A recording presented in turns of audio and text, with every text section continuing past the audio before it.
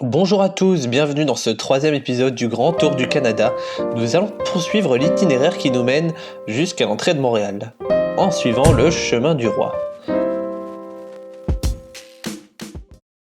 L'importance de ce chemin réside dans le fait qu'il était le premier et le plus ancien chemin carrossable au nord de l'Amérique.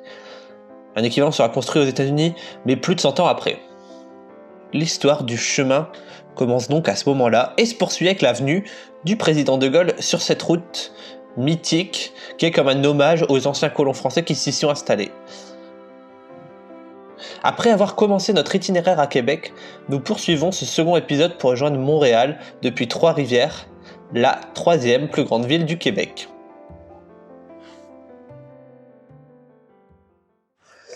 Alors là, je me balade à Trois-Rivières.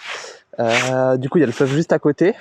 Donc l'économie de la ville a quand même été basée sur le fleuve avec l'industrie du papier.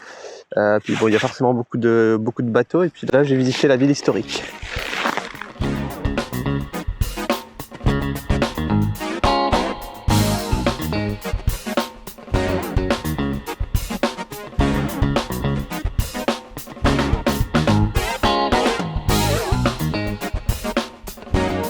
Palais de justice de Trois-Rivières.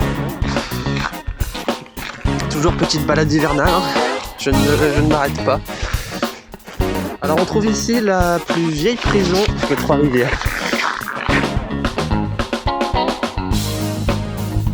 Au chaud dans le musée, ça va faire plaisir. Je suis au musée Pop de Trois-Rivières. C'est le musée qui représente un petit peu la culture québécoise de manière générale.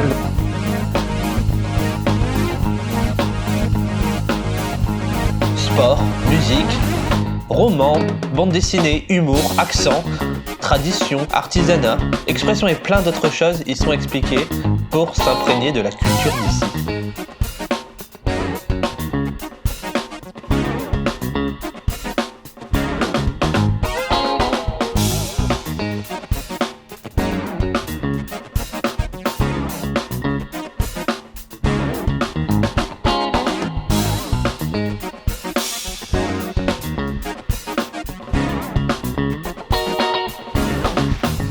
Alors je décide d'aller à Borealis, le musée du papier, puisque l'industrie papetière était très importante à Trois-Rivières. Du coup, on va aller voir un peu ce qu'on nous raconte sur tout ça. Voilà, panneau Borealis. Ce qui est encore en fonction, là, c'est vraiment la Wagamag et la Kruger qui est ici. Puis sinon, ce qui est intéressant... Donc, premièrement, Borealis, c'est basé sur une ancienne usine de filtration d'eau. Nous, c'est très important. Mais en général, le musée Borealis, ça parle de l'industrie des pâtes et papiers. Donc, surtout dans la région de la Mauricie. Surtout, on va parler pas mal des industries qu'il y avait ici à Trois-Rivières, dans nos 4 industries, mais on va plus parler particulièrement de la CIP. Durant la visite, on va pas mal expliquer le fonctionnement de l'ancienne usine de filtration d'eau et surtout l'histoire de l'industrie des pâtes et papiers à travers le temps. On va parler de la drave, on va parler comment on va aller chercher la ressource, comment ici la machine fonctionne. Il va y avoir des activités, si vous venez ici, il va y avoir une activité de fabrication de papier, il va y avoir une activité dans les voûtes. C'est une activité qui explique vraiment l'histoire un peu de la Mauricie, parce que l'histoire des pâtes et papier, c'est beaucoup notre identité ici en Mauricie.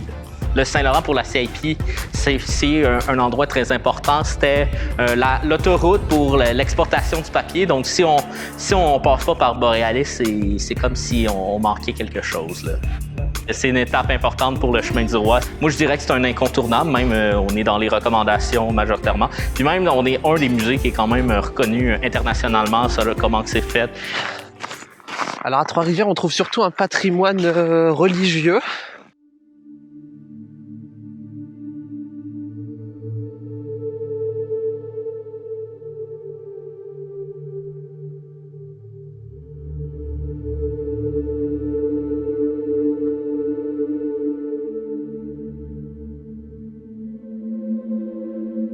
En fait, c'est le musée des Ursulines. C'est les Ursulines de Trois-Rivières qui sont arrivées ici en 1697.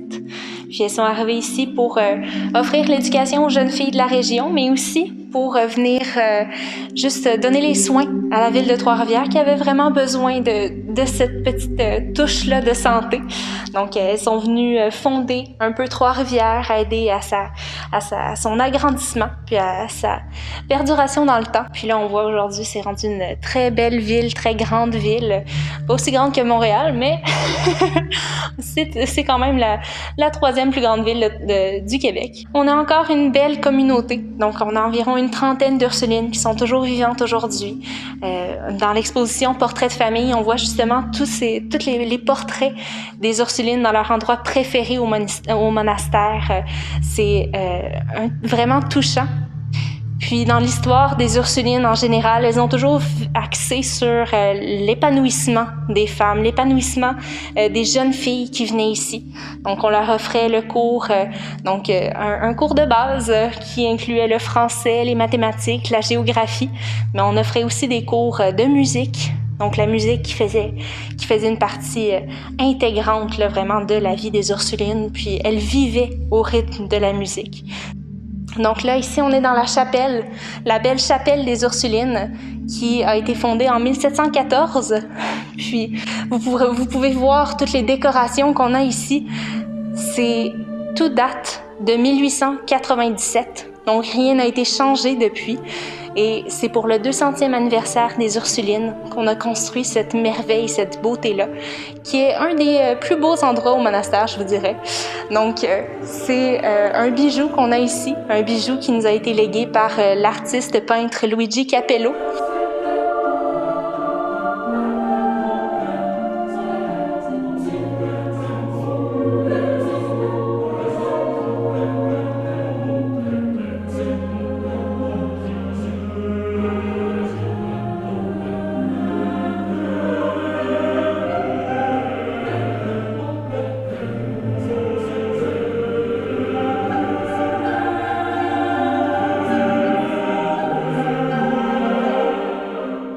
C'est certainement un lieu à venir voir à Trois-Rivières, mais aussi si on fait le tour du Québec. Ça fait partie du vieux Trois-Rivières, le vieux Trois-Rivières qui est un endroit petit, parce que c'est la seule partie qui n'a pas été touchée par le grand brasier qui a ravagé toute la ville de Trois-Rivières en 1908. Donc, c'est une petite partie survivante du vieux Trois-Rivières. C'est la culture qu'on a, la culture très, très riche des fondatrices de Trois-Rivières, des fondateurs de Trois-Rivières. Donc, c'est un pan de l'histoire, vraiment... C'est un très grand morceau de l'histoire de Trois-Rivières, du Québec même, parce qu'on parle des Ursulines de Trois-Rivières, mais on parle aussi de l'histoire des Ursulines de Québec.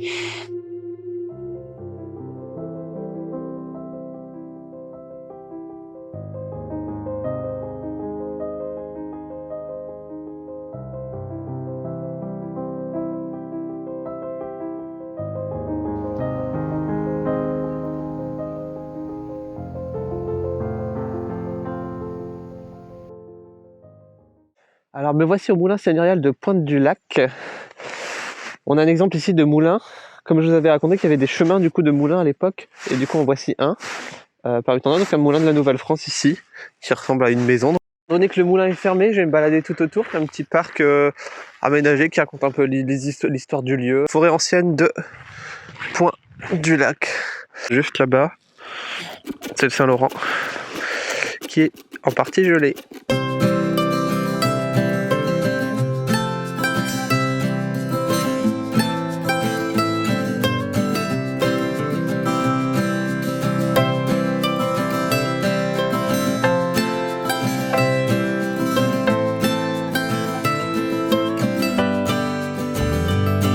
Yamachiche et je vais emprunter cette passerelle qui va jusqu'au lac, je pense, et j'aurai l'occasion de voir des jolis points de vue. Normalement c'est pour observer les oiseaux, je ne sais pas si on en a maintenant, et du coup ça va être sympa.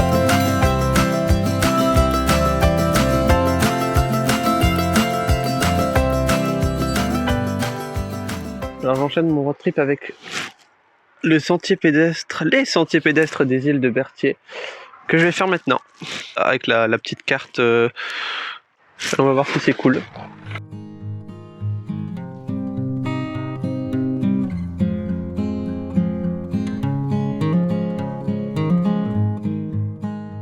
coup, cette partie d'itinéraire, là, cette 4e journée, c'est surtout une journée nature, on va dire. Enfin, comme les monuments déjà sont surtout fermés.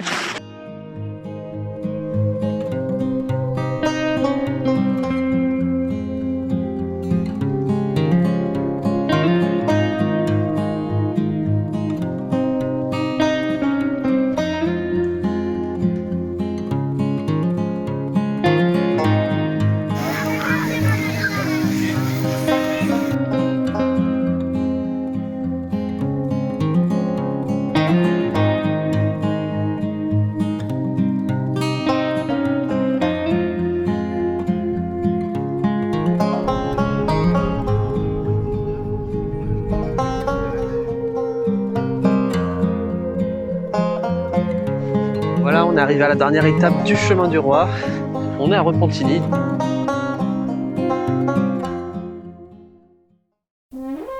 Il n'est plus du roi, le chemin du roi. La mer joue de la trompette, les galets jouent du clairon. On attend une corvette au creux de l'anseau foulant. Mais voilà que se dessine un tout autre bâtiment. Ma foi, c'est la grande Hermine que nous ramène le vent. Par le chemin du roi, le chemin du roi.